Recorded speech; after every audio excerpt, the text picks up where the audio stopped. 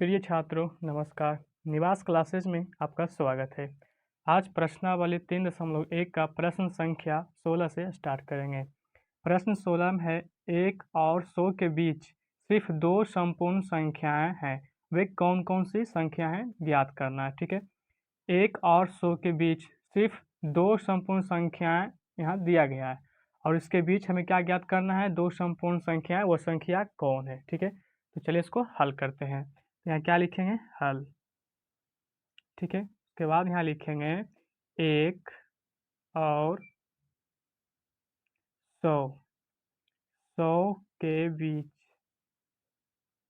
ठीक है, दो संपूर्ण, ठीक है, संपूर्ण संख्या क्या है, तो 6 है और 28 है। ठीक है, बस 100 यानी 1 से लेकर 100 तक के बीच में दो संपूर्ण संख्या कौन कौन है, 6 और 28 है। बस यही दो संख्या जो है संपूर्ण संख्या है। क्योंकि हमको क्या करना है, यहाँ पे क्या करेंगे, 6 का सबसे पहले खंड करेंगे। ठीक है, तो ये 1 से विभाज्य है, ठीक है, 2 से भी है और ये 3 से भी है और ये 6 से भी है। और ये सभी संख्या को आपस में योग कर देंगे, मतलब जोड़ देंगे। जोड़ने के बाद जो योगफल आएगा, अगर ये 6 का दुगना होगा, ठीक है, तो वो संपूर्ण संख्या होगी। अगर दुगना नहीं होगी तो वो संपूर्ण संख्या नहीं होगी। ठीक है, तो चलिए इसको ऐड कर लेते हैं। तो यहाँ क्या लिखेंगे, 1 + 2 + 3 + 6। ठीक है, उसके बाद इसको ऐड कर देंगे। तो 1 और 2 3, 3 6 और 6 और 6 कितना, 12। तो देखिए 6 का ये क्या हो गया, दुगना हो गया, मतलब ये 6 का एक क्या है, दुगना संख्या है, तो ये संपूर्ण संख्या होगी। उसी तरह से क्या करेंगे, 28 को भी निकालेंगे। ठीक है, तो यहाँ क्या करेंगे, 28 को भी खंड करेंगे। ठीक है, तो खंड करने के बाद आएगा 1 2 4 से, ठीक है, और ये 7 से भी विभाज्य है एंड ये कितना, 14 से भी है और ये 28 से भी है। और इसी तरह से सब इसको भी क्या कर देंगे, आपस में ऐड कर देंगे। तो ऐड करने के बाद क्या आता है, देखिए 1 + 2, ठीक है, इस तरह से सभी संख्या को क्या करें, आपस में जोड़ दीजिए।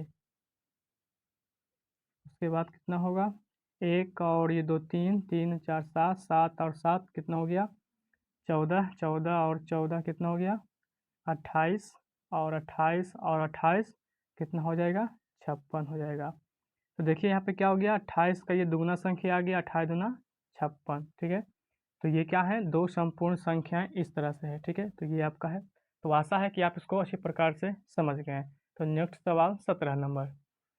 प्रश्न नंबर 17 में है, निम्न में प्रत्येक संख्या को दो विषम अभाज्य संख्या के योग के रूप में लिखना है। ठीक है, कितना, दो विषम अभाज्य, यानी कि संख्या वो जो हो वो विषम भी हो और अभाज्य भी हो। ठीक है, तो हमको क्या करना है, दो एग्जाम्पल यहाँ देना है। ठीक है, तो चलिए प्रश्न 1 को हल करते हैं।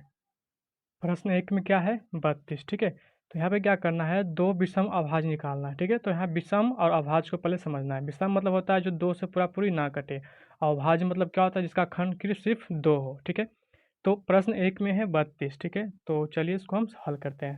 तो चलिए हल करने के लिए हमने क्या किए, संख्या को लिख लिए, विषम अभाज्य को। ठीक है, अब हमें क्या करना है, दो विषम संख्या को ऐसा जोड़ा लगाना है जो योग करने पे क्या आ जाए, 32 आ जाए। ठीक है, तो क्या करना है, प्रथम संख्या क्या लेते हैं, इसमें 13 लेंगे। ठीक है, 13 13 और 19, 13 और 19 को जब हम योग करेंगे, ठीक है, तो कितना आ जाएगा, यहाँ क्या लिखेंगे, 13 + 19। 13 + 19 को योग करेंगे तो कितना आ जाएगा, 32 यहाँ आ जाएगा। ठीक है, तो ये प्रथम संख्या का हल हो गया। जोड़िए आप यहाँ कितना, 9 और 2 12, 1 1 2 1 3। ठीक है, उसी तरह से नेक्स्ट 2 नंबर में कितना है, 40। ठीक है, तो 40 का भी हमें क्या करना है, इसको इसी तरह से दो संख्या का योग यहाँ लिखना है। ठीक है, तो 40 में क्या हो जाएगा, 17 और 23, 17 और 23 को ऐड करना है। ठीक है, 17 + 23, जब आप इसको ऐड कीजिएगा तो 3 और 7 कितना होता है, 10 हासिल 1 और ये 2 और 1 3 हासिल कितना, 4। देखिए ये 40 भी इस तरह से आ गया। नेक्स्ट उसी तरह से करेंगे 56, 3 नंबर क्वेश्चन का। ठीक है, तो यहाँ क्या लिखेंगे, हल लिख देते हैं। उसके बाद क्या करेंगे, 56, तो 56 में लिखेंगे कितना, आपको देखिए इसमें 13। ठीक है, 13 और कितना ऐड करेंगे, 43। ठीक है, 13 और 43 को ऐड करेंगे, देखिए 3 और 3 6 हो गया और 1 और 4 5 हो गया, ठीक है। तो ये 56 आ गया, तो यहाँ क्या लिखेंगे 13 और प्लस 43, ठीक है। जब इसको आप ऐड कीजिएगा कितना होगा 3 3 6 4 1 5। तो इस तरह से हो गया। Next question number 4। Next question 4 में है 80, ठीक है। अब 80 को दो विषम अभाज्य संख्या के यहाँ ऐसा जोड़ा लगाना है जो योग करने पे 80 आ जाए, ठीक है। तो यहाँ से क्या करना है आपको, संख्या को ढूंढना है, ठीक है। तो यहाँ हो जाएगा आपका कितना 37, ठीक है। 37 को और प्लस कितना 37 और 43, इसको आप ऐड करना है। इसको आप ऐड कीजिएगा तो कितना हो जाएगा 3 और 7 10 हासिल 1 4 3 7 1 8, ठीक है। तो 37 प्लस 23, सॉरी यहाँ पे 43 होगा, ठीक है। तो यहाँ क्या लिखेंगे 37 और प्लस 43, ठीक है। इसको बाद इसको ऐड करना है, तो 7 3 कितना हो जाएगा 10 4 3 7 1 8 हो जाएगा, ठीक है। तो देखिए 80 आ गया। उसी तरह से नेक्स्ट क्वेश्चन नंबर 5 को करेंगे। तो 5 नंबर में क्या है 100, तो 100 की संख्या भी हमें इसी तरह से हल करना है, ठीक है। तो इसमें हो जाएगा कितना, इसमें देखिए संख्या में 47, ठीक है। 47 अब प्लस क्या करना है संख्या, हाँ देखिए कितना हो गया 3 और 4 कितने, सॉरी 7 है, तो 3 और 7 कितना हो जाएगा 10 हासिल 1 और 5 और 4 9 हासिल कितना 10, यानी कि 100 आ जाएगा, ठीक है। तो 47 और 53 को ऐड करना है, तो यहाँ क्या लिखेंगे 47 प्लस 53, उसके बाद इसको ऐड करना है, तो कितना हो जाएगा 10 5 और 9 1 10। तो ये तो आशा है कि आप क्वेश्चन नंबर 17 को भी अच्छी प्रकार से समझ गए होंगे। आप चाहें तो इसका स्क्रीनशॉट भी ले लें, ठीक है। तो चलिए प्रश्न नंबर 18 को भी इसी तरह से हल करेंगे। तो प्रश्न 18 में है 16 से छोटी सभी अभाज्य और संयुक्त संख्याएं अलग अलग लिखना है, ठीक है। तो इस को हल करना है। तो 16 से छोटी है मतलब कि 16 से नीचे की संख्या को लेना है, ठीक है, सभी अभाज्य को। तो यहाँ अभाज्य संख्या को पहले लिख लेते हैं, ठीक है। तो यहाँ लिखेंगे हल, उसके बाद सभी अभाज्य को लिख लेना है।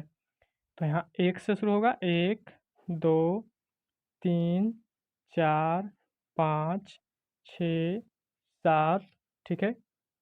हमने क्या किया सभी अंक वाली संख्याओं को लिख लिए संयुक्त और अभाज्य संख्याएं को, ठीक है। अब यहाँ से क्या करना है अलग अलग लिखना है, ठीक है। तो यहाँ सबसे पहले क्या है अभाज्य संख्या लिखना है। तो यहाँ लिखेंगे हम अभाज्य संख्या, अभाज्य संख्या बराबर, ठीक है। उसके बाद नीचे क्या लिखेंगे संयुक्त संख्या, ठीक है। तो यहाँ लिखते हैं संयुक्त संख्या। अब हमें क्या करना है इसी संख्या से चुनकर इसमें क्या करना है लिखना है, ठीक है। तो यहाँ अभाज्य संख्या, ठीक है, अभाज्य संख्या में क्या हो जाएगा, तो देखिए अभाज्य संख्या क्या यहाँ पे होता है, तो ये 2 से शुरू हो जाएगा, ठीक है। तो यहाँ क्या लिखेंगे 2 3 5 7 11 13, ठीक है। ये सब क्या है अभाज्य संख्या है। और संयुक्त संख्या जिसका खंड 2 से अधिक संख्या से हो, ठीक है। तो यहाँ क्या लिखेंगे, तो सबसे पहले संयुक्त संख्या 4 से शुरू होती है, ठीक है। तो क्या लिखेंगे 4, उसके बाद 6, फिर 8, फिर 9 10 12, ठीक है। नेक्स्ट 14 एंड 15, ठीक है। तो ये सब क्या है अभाज्य संख्या और ये संयुक्त संख्या। तो आशा है कि आप प्रश्न को अच्छी प्रकार से समझ गए हैं, ठीक है। तो चलिए प्रश्न 19 को हल करते हैं। प्रश्न 19 में है क्या 1729 अभाज्य संख्या है कि 1729 जो है क्या है अभाज्य संख्या है या नहीं चेक करना है, ठीक है। तो चलिए इसको हल करते हैं।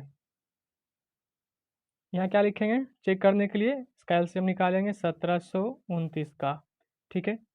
तो इतना हो जाएगा।